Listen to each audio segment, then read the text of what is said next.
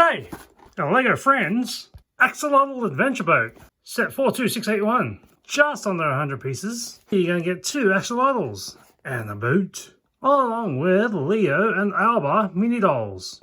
That's the front, and there's the back. Let's crack it open.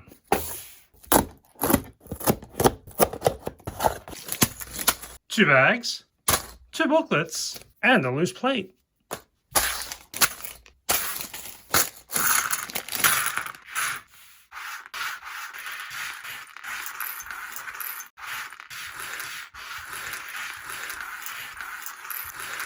So 95 pieces fits neatly-ish into a 24cm or 9-inch square, with these as extra pieces.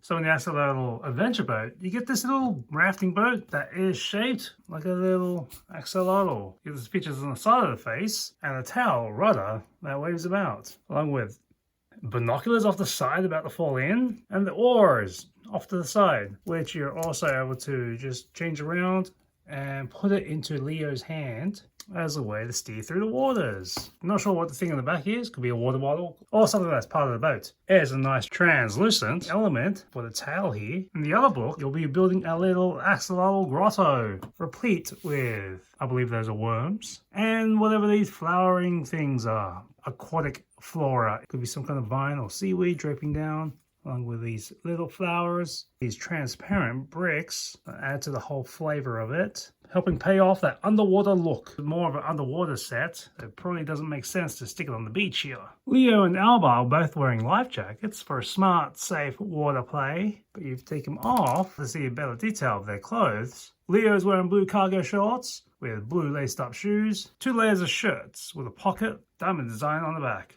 Alba sporting an axolotl on the shirt, along with his pink shoes, nothing much on the back. Back in the boat, Leo has notches for the feet, and there's no more room for Alba on the back of the dinghy.